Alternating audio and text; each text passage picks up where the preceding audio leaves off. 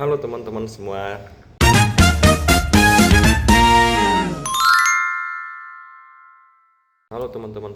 Assalamualaikum warahmatullahi wabarakatuh. Jadi saya Temara Fatih Al-Ahsan dengan NIM A50125201445. Jadi pada video kali ini saya akan menjelaskan tentang teori humanistik dan teori konstruktivistik. Jadi lanjut pada pembahasan, yang pertama itu kita akan membahas tentang teori humanistik.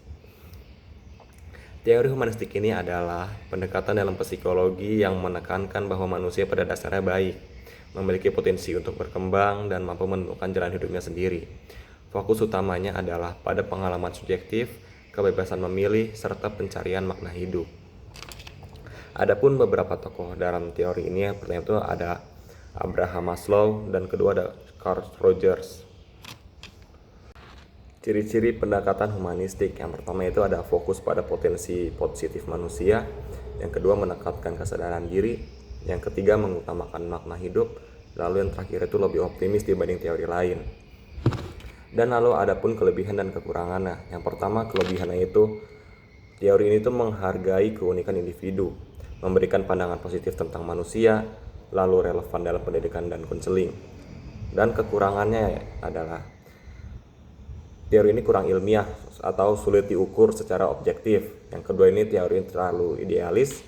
Terus yang terakhir, teori ini kurang memperhatikan faktor biologis. Dan yang keempat itu ada contohnya.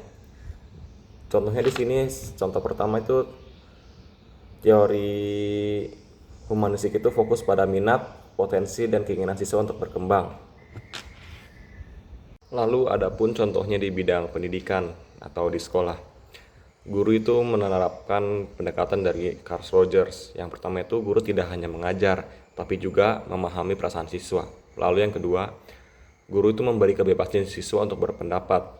Dan yang terakhir, tidak hanya fokus pada nilai, tapi juga perkembangan diri. Contohnya itu seorang guru memberi tugas proyek bebas, misalnya membuat karya sesuai minat siswa. Tujuannya itu agar siswa ini bisa mengembangkan potensi dan kreativitasnya.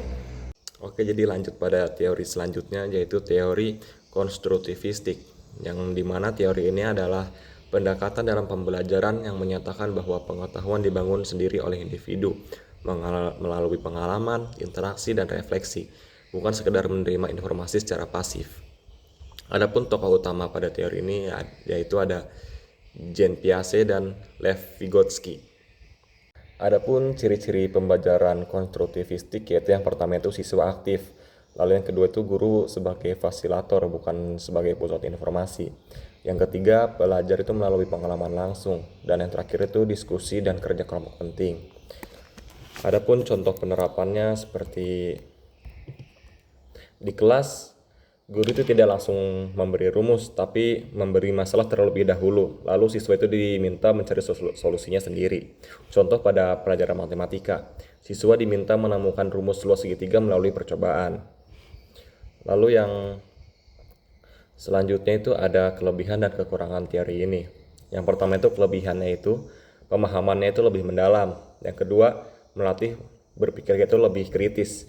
Lalu yang terakhir lebih aktif dan kreatif. Lalu ada pun kekurangan pada teori ini, yaitu membutuhkan waktu yang lebih lama.